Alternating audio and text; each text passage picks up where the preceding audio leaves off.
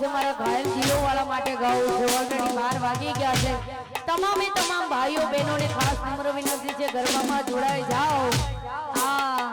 આપણે મોજ કરવાની છે લગ્નમાં આવ્યા છે એટલે મોજ કરવાની છે બીજું બધું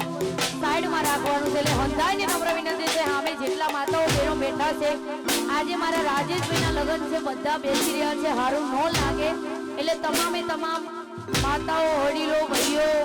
અમારા યંગસ્ટર બધા ભાઈઓને નમ્ર વિનંતી ગરબામાં જોડાઈ જાઓ જય હો